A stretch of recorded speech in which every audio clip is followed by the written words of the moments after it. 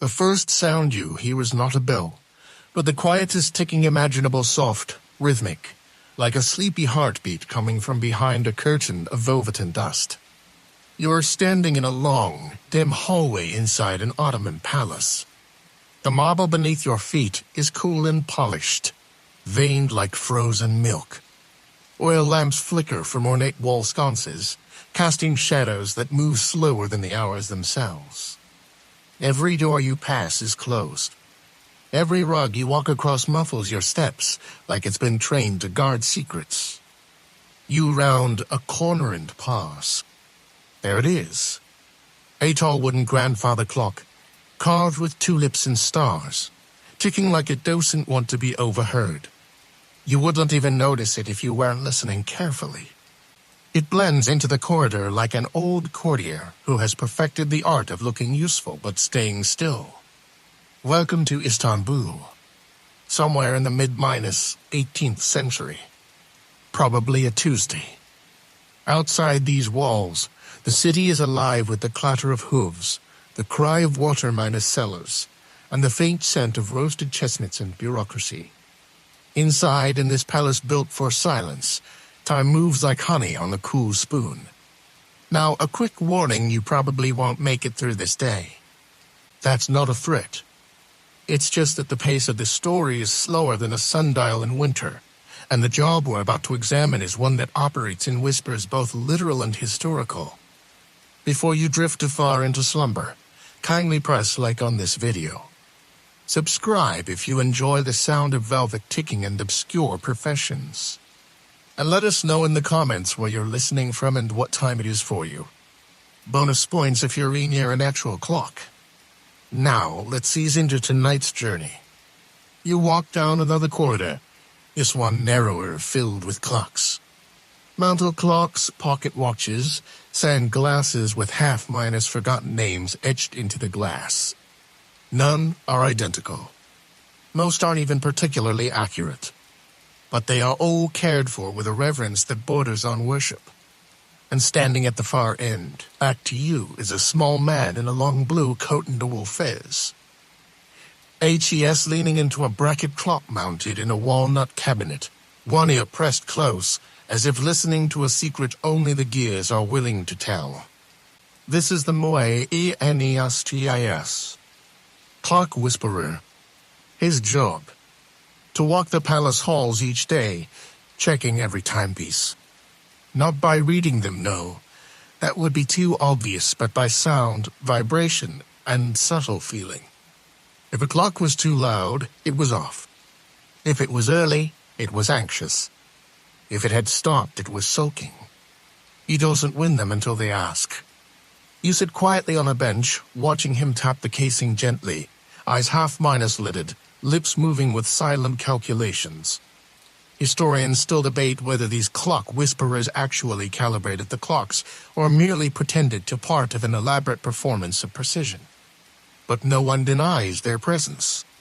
They appear in court records, letters, and the occasional frustrated poetry written by an impatient vizier. This one finishes with the walnut clock and moves to a table clock shaped like a tower. He crouches, whispers, nods, ticks back once with his finger. It's all very serious, and strangely comforting. You hear nothing else, not even your own breath. Only the rhythm of machines trying their best. Outside, the call to prayer begins soft at first, drifting through the latticework windows like mist through a sieve. Inside, the whisperer freezes. His head tilts.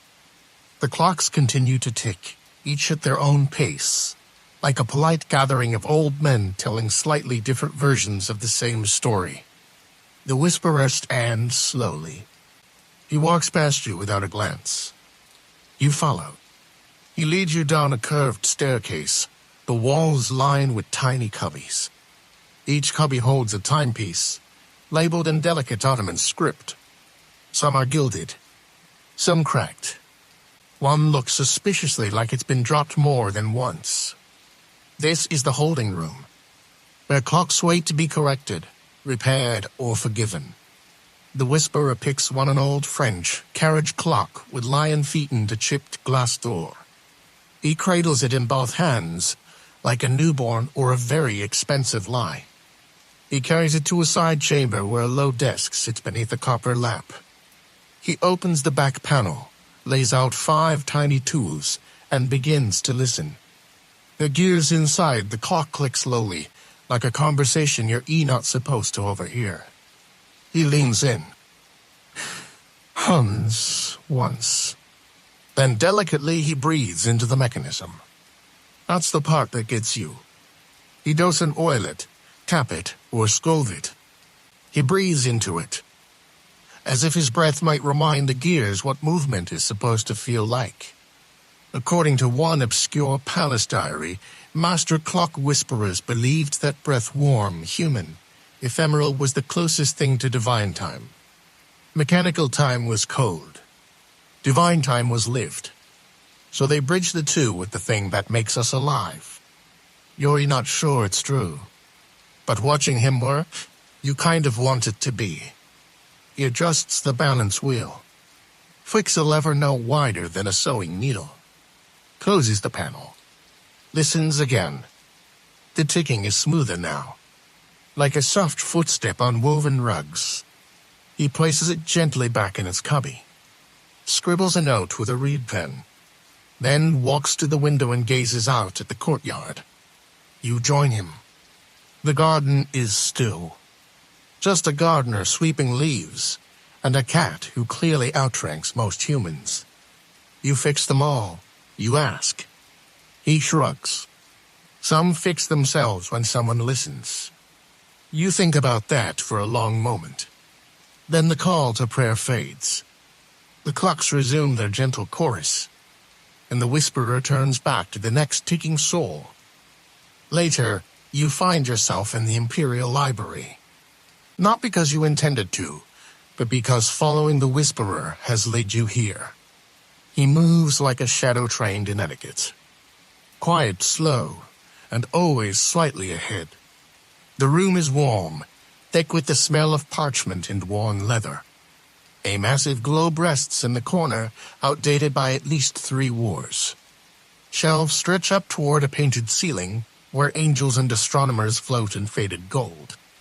But your attention is drawn, once again, to the ticking. Dozens of clocks line the upper gallery. Some are nestled between books. One hides behind a stack of maps.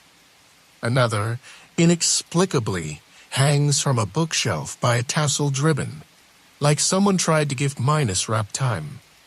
The Whisperer climbs a ladder. He doesn't rush.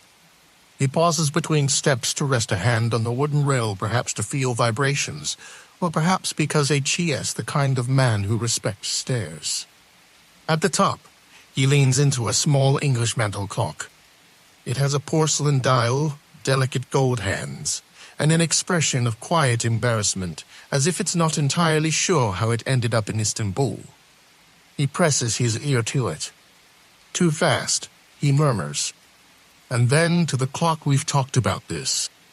He adjusts the escapement gently, then exhales through his nose, approving or disappointed. You're not sure. Possibly both. Here's your major historical note for tonight. By the mid-1700 seconds, the Ottoman Empire had imported hundreds of European clocks into its palaces and ministries. But many of them were modified to match the Islamic prayer schedule, not Gregorian hours. These hybrid clocks had rotating dials, adjustable or segments, and, sometimes, extra hands that pointed to nothing in particular but still looked important. Scholars still debate whether these adaptations were theological, practical, or simply bureaucratic confusion solidified in brass. One particularly odd example recorded in a merchant's letter had 13 hour markers, 3 winding keys, and a dial that spun counterclockwise to confuse Satan. You hear the Whisperer chuckle quietly. Not this one, he says. This one just needed to be reminded. He climbs down, pocketing a scrap of paper with handwritten notes. You glimpse the first line. Listens better in sunlight. The next stop is the Sultan's study. Not that you're officially allowed in, but the Whisperer has ways. He taps 3 times on a panel in the wall, and a door opens with the shyness of someone who has been used in decades. Inside, it's quiet in the way very powerful rooms are, like the walls themselves know secrets and have agreed not to spill. A fireplace glows softly. The room is mostly wood, velvet, and scrolls. The smell of ink hangs in the air like an unspoken oath. Above the mantel ticks the room's only clock at all. Strange contraption with no numbers, just metal leaves that open and close like breathing. The Whisperer approaches it with unusual care. He doesn't touch it yet. He just watches. You do too. The clock's rhythm is slower. Less ticking, more exhaling. You sit in one of the velvet chairs while he begins his inspection. He talks softly while working not to you, not really to the clock either. Just into the space between them. They made this one in Damascus, he says. Built to measure prayer time by sunlight. Only problem, no sunlight in here. He makes a few adjustments.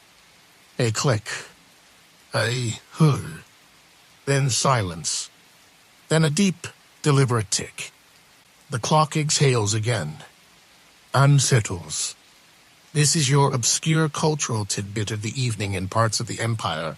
Craftsmen built clocks not to chime, but to glow using small mirrors or bits of minus pearl that would catch light at specific times of day. The result was sound, but shimmer. A time that revealed itself only if you were looking. You wonder if this is one of those. The Whisperer steps back.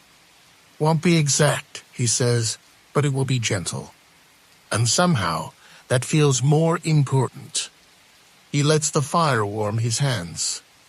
Use it quietly, watching the leaves of the strange clock fold inward and open again, like a slow mechanical flower trying to remember how to bloom. A servant walks past the open door, sees you, blinks. You think that sums up the job pretty well. Most people never notice the ones who tend to the quiet things. But the clocks do. And tonight, that's enough. Night has settled across the palace, like a thick, velvet shawl. The Whisperer lights a small lantern with a pinch of flame and begins his final rounds. You follow at a respectful distance, your footsteps matching his rhythm not out of obedience, but because the quiet demands it. This is when the clocks get restless, he tells you. After sundown, the temperature shifts. The metal contracts. Springs tighten.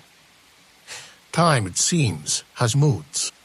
You nod as if you've always suspected this. He stops at a small hallway between the harem and the kitchens. A forgotten clock hangs near the ceiling, dusty, narrow, with a cracked face and a pendulum that stutters like it's trying to make up its mind. He climbs a short stool, wipes the glass with his sleeve, and listens. She always wants attention, he says.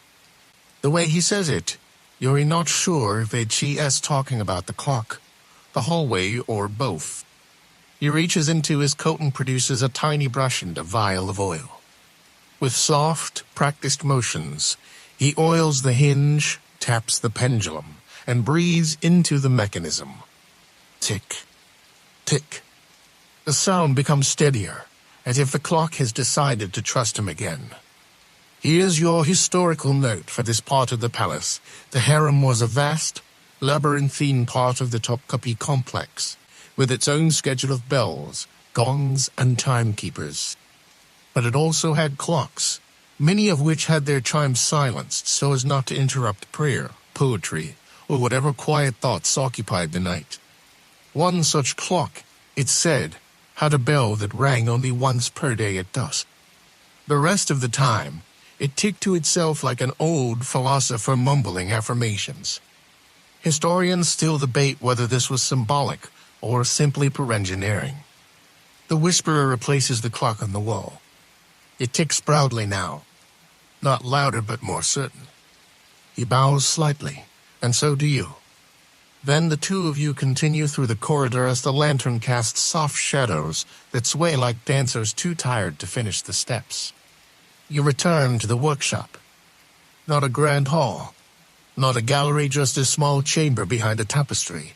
Down a staircase that curves like a snail shell.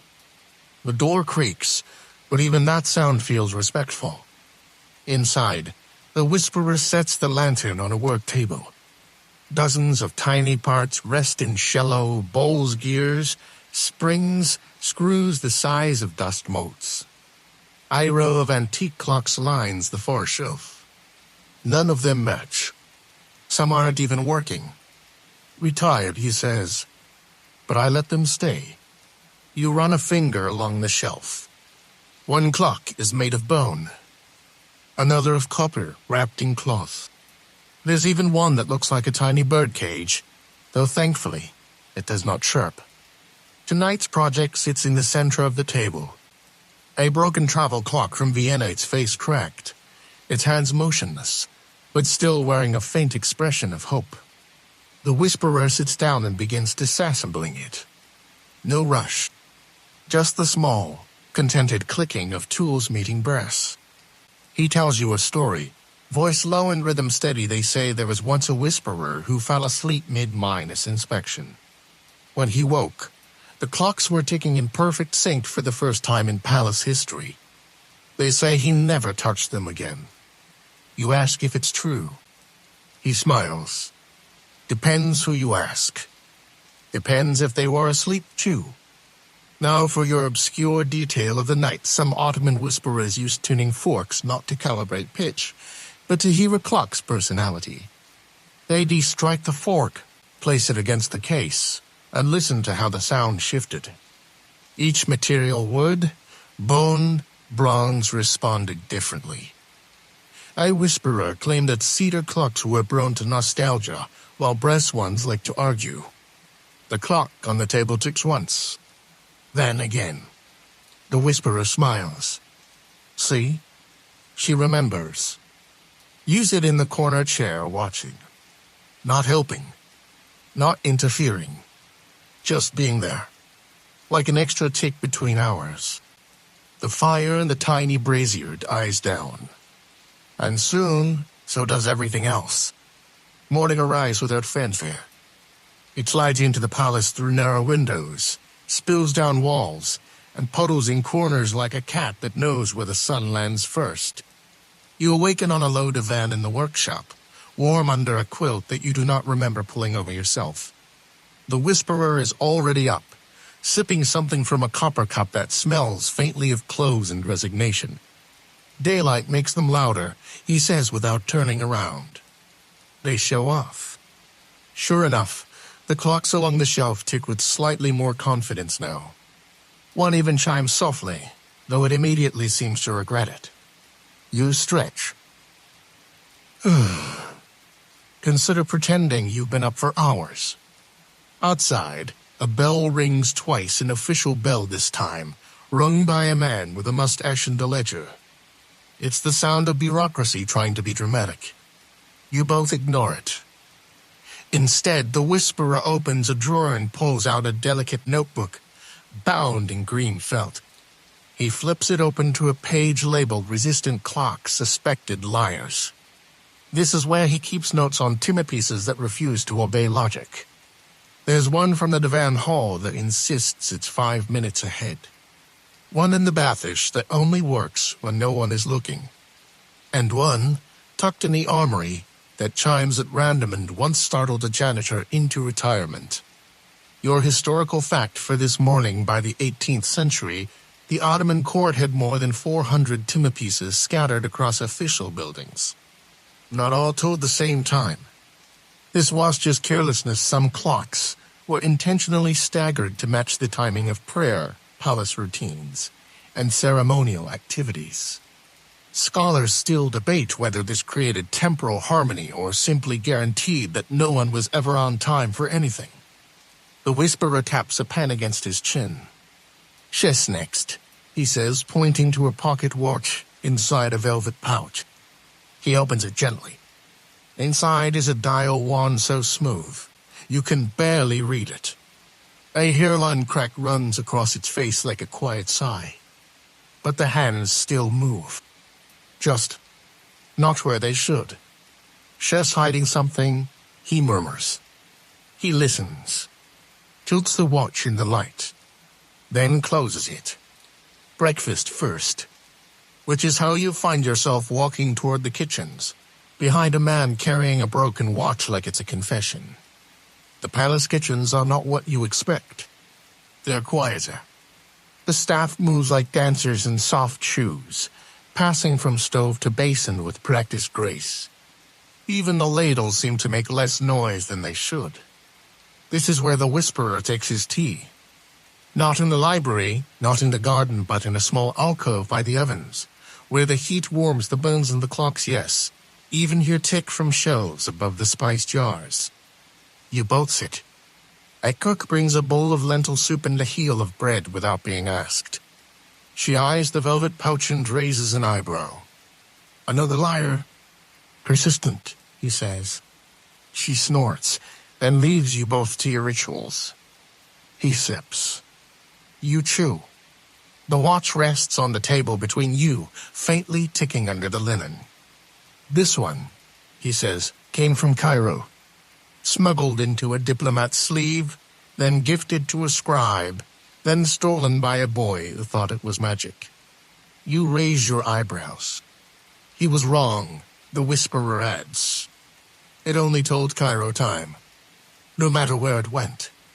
There's your obscure tidbit: some Ottoman timekeepers deliberately preserved the original time zones of gifted clocks, even when they conflicted with local hours. To adjust them would dishonor the place they came from. As a result, some clocks in Istanbul kept Persian time. Others rang on Parisian hours. One even insisted on Krakow Standard Time, confusing generations of palace messengers. No one ever truly understood that last one. Scholars still debate whether these timepiece oddities were tolerated out of respect, laziness, or just because it made meetings more interesting. The Whisperer picks up the pocket watch again and listens. It's not wrong, he says. Just elsewhere.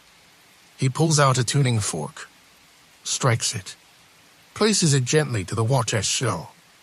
The vibration sings into the metal. The ticking shifts slower, steadier. The Whisperer smiles. There you are. You finish your soup in silence, unsure whether the watch has just been healed or forgiven. Outside, the bells ring again. But you don't stand. You just sit, letting time pass like it's not quite sure where it's going. After breakfast, the Whisperer takes a different path. No polished hallways, no velvet drapes. Just a narrow servant's corridor, lined with broom closets and forgotten portraits. You brush past cobwebs in silence. Most people think clocks live in parlors, he says. But the stubborn ones always hide in storage. He stops outside a crooked wooden door, opens it slowly. Inside is a cramped storeroom, lit only by a single hole in the ceiling.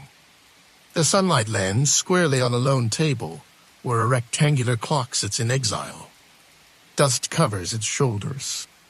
A cobweb has taken up residence in the keyhole. Chest dramatic, he mutters.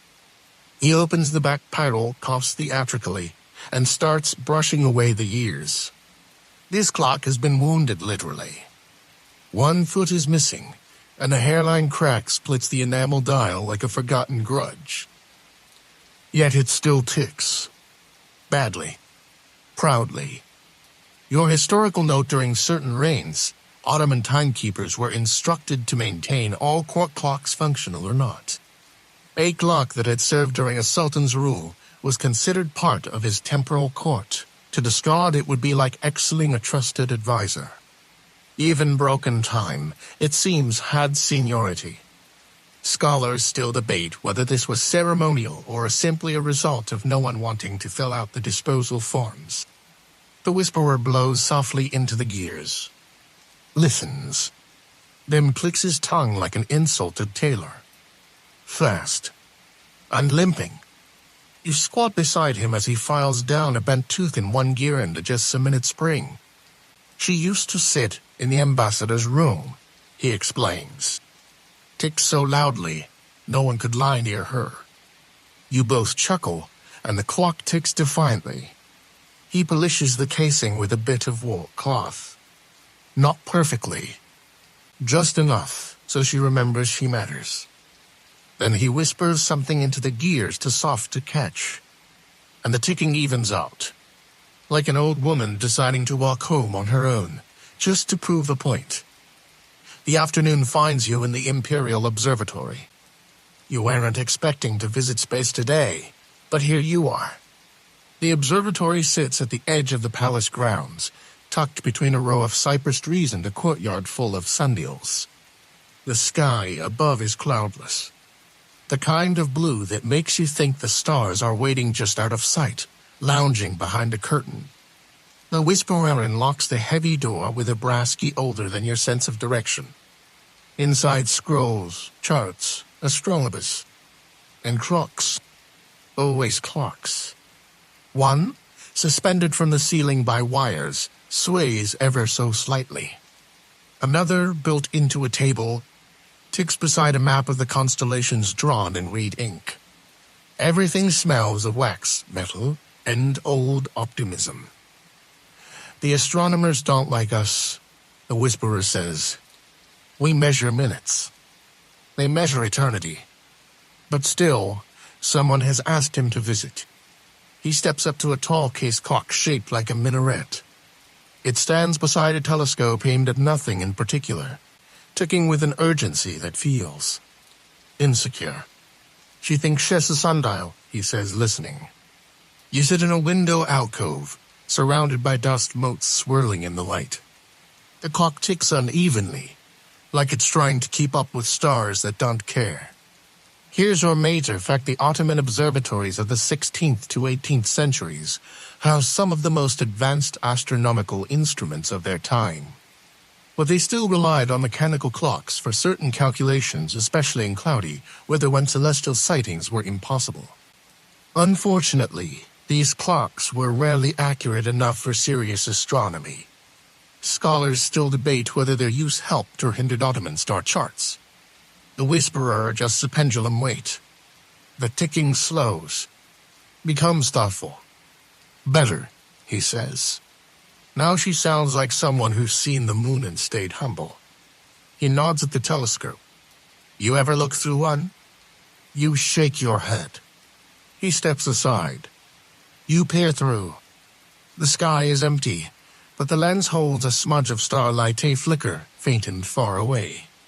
Behind you, the clock ticks once, twice, and then waits.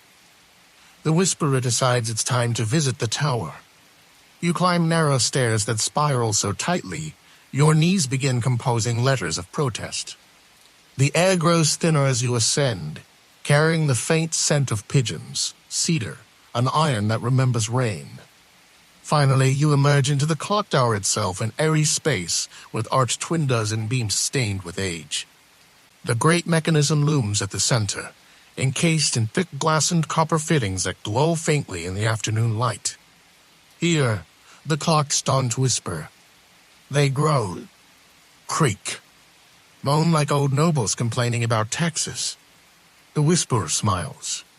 She's never subtle, he says, approaching the main movement like one would greet an opera singer who insists on warming up during dinner. This is the master clock, the one responsible for sounding bells across the palace, marking prayer times, and occasionally waking people who really didn't want to be awake yet. Its gears are massive. Its stick is a declaration. He places both hands on the frame and listens. Now, a historical note. Ottoman clocked hours weren't just status symbols. They were deeply tied to Islamic prayer life, public life, and civic architecture. By the 18th century, the empire had over 100 officially recognized clocked hours, many of which were staffed by their own designated moon exims astrologer minus timekeepers, who adjusted them based on moon phases and sunrise data. Scholars still debate whether this blend of astronomy and mechanics was practical genius or organized chaos. The Whisperer pulls out a brass key the size of your forearm. He winds the mechanism slowly, respectfully, like turning a sacred crank on the universe. Clunk. Click. Whir. The great pendulum swings. One beat, then another. Then a chime soft, controlled, like a voice that could be loud but chooses not to be. "Chess awake," he says. And you realize the whole palace might be structured around this sound. Not its volume, but its steadiness. The tick you never notice until it's gone. The wind picks up as you leave the tower.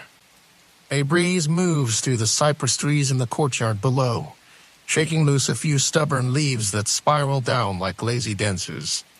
You descend slowly, each stair echoing behind you, as if the tower doesn't want to let you go.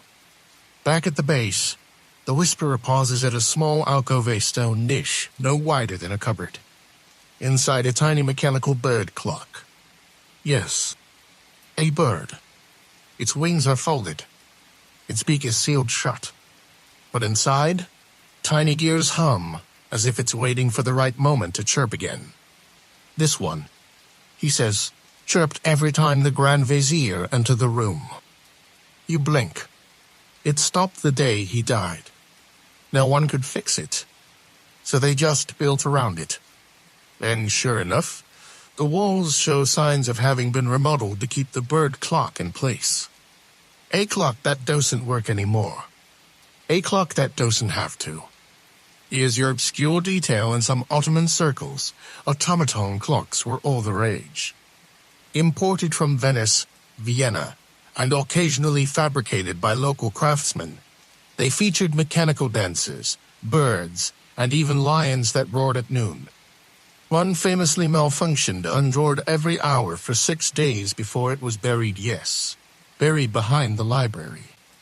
You gently tap the side of the bird clock. Nothing. The Whisperer tilts his head. She remembers. But she's not ready. He lights a candle, places it beside the alcove, and steps away. She'll chirp again. Someday. When someone worthy passes. The idea that a bird might wait centuries to sing again is strangely comforting. You walk in silence for a while. Then he asks, "Do you know what time it is?" You shrug. He smiles. Good. Then you're finally doing it right. You both walk on. And the clocks keep ticking. Evening glows through stained minus glass windows now, painting the palace walls in gold, plum, and fading turquoise. You and the Whisperer are headed to the Gate of Felicity, an entrance once reserved for sultans, vizieresses, and dignitaries carrying complicated hats. It's closed now. Quiet. But above the gate, embedded in stone like a forgotten eye, is one final clock. An ancient one. A water clock. Yes, it still drips. Tiny rivulets of water pass through a set of delicate copper bowls, tipping one by one with the slow rhythm of regret. No ticking. Just the sound of inevitability, drop by measured drop. You both sit beneath it. The Whisperer closes his eyes, listening as if it's telling a bedtime story older than language. Here's your historical anchor, Ottoman engineers, especially during the 16th and 17th centuries, preserved and refined ancient water clock designs inherited from Persian and Byzantine sources. Some had floating puppets to mark the hour. Others used siphons, mercury, or even incense sticks that burned a specific length per minute. Their precision was legendary, but their elegance was. One court document describes a clock that wept when dusk arrived, as if mourning the lost sunlight. Scholars still debate whether that weeping was metaphor, malfunction, or just particularly poetic plumbing. The Whisperer finally speaks. This one's older than any Whisperer. She has her own time. He leans back against the gate's stone frame. She taught me to wait. The others just taught me to listen. The water drips. Drips. Drips. And somewhere, a sand glass dips over in another room, perhaps on its own, or perhaps nudged by fate's elbow. A breeze flows through the gate, and you both say nothing. Because silence, it seems, is the final clock. The night deepens. You return with him one last time to the workshop. It's warm now. Someone has left a tray of dates and tea. The clocks on the shelves are still ticking, some louder, some barely audible, each like a different memory trying not to be forgotten. The Whisperer takes off his coat, folds it, and hangs it on the back of a chair. His movements are slower now. Not tired, just complete. He opens a small wooden drawer beneath his work table and pulls out a bundle wrapped in cloth. Inside a watch unlike any you've seen. It has no numbers. Just tiny etchings of birds, stars, and tulips. It doesn't tell time, he says. Just stories. You hold it carefully. It's lighter than you expect. You shake it, nothing happens. Good, he nods. This is your final obscure detail before the unsung clocks made by mystic artisans were designed to confuse. They ticked with no hands, or had rotating plates that never aligned. One such device is still on display in Breslau, labeled simply Time, as a suggestion. Historians still debate whether these were spiritual tools, pranks, or passive-aggressive gifts from poets. The Whisperer picks up a tiny tuning fork, strikes it softly. You don't even hear the tone, but the star-clock hums in response, then stills. He rubs it again. Clocks are like people, he says. If you listen without fixing, they tell you more. You both sip tea in the warm quiet. Outside, the moon rises full, golden, slightly smug. And from somewhere distant, you hear the faint sound of a bell. Not a loud one. Not an urgent one. Just a bell that knows its time. It's nearly midnight now. The palace sleeps. From the grand divan to the tile baths, the kitchens to the garden courtyards, the only thing moving is time, and even that seems to hesitate. The Whisperer walks a final circuit, lantern in hand, casting gentle shadows that flutter across the mosaic floors. You follow him to the Imperial Hall. Empty chairs rest like forgotten thoughts. The great rug muffles your steps. Overhead, the domed ceiling glimmers faintly, painted constellations keeping their silent vigil. He pauses at the main clock above the dais. It is massive, round, stern-looking, like a retired general in mahogany casing. A gift from France, allegedly. Though given its temperament, possibly a prank. The Whisperer checks its rhythm. Listens. Nods. Chair steady, he says, then adds for once. He takes a long breath and places his lantern on the floor.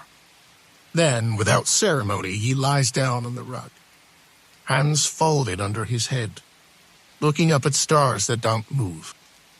You sit beside him, not speaking, just breathing. The air smells faintly of brass and candle wax. Your final historical insight: in the last century of the Ottoman Empire, court whisperers were quietly phased out as standardized European clocks took over. No more tuning forks. No more poetic clocks that shimmered instead of chimed. Time became a thing you obeyed, not something you negotiated with. Whisperers became janitors. Then myths. Then bedtime stories told to children who couldn't fall asleep. Scholars still debate whether the disappearance of whisperers marked progress or just the beginning of a noisier age. You lie back. Above, the clock ticks once, then again, and suddenly, all the moments of the day, each step, each adjustment, each clock that refused or remembered fall into place. Not like puzzle pieces, more like soft echoes. You close your eyes. And now, dear listener, as the clocks across the palace settle into their midnight rhythm, your own breath begins to slow. Each inhale feels softer now, like velvet drawn across your chest. Each exhale lets go of another little thought, Another whisper of the day that doesn't need to be remembered. The walls around you are warm and ancient. The floor beneath you carries the stories of centuries. Even the air cool and gentle wraps around you like a lullaby hummed by time itself. You hear a clock in the distance chime. Once. Then nothing. The whisperer heard Osen speak. HES watching the shadows flicker across the mosaic dome, letting time do whatever it wants. And so are you. There is nothing left to fix. No hours left to chase. Only the soft hush of gears turning somewhere far away. Only the sound of your own heart, ticking gently in your chest. Let it continue. Let it fade. Let it slow. Sleep now. The clocks will keep watch.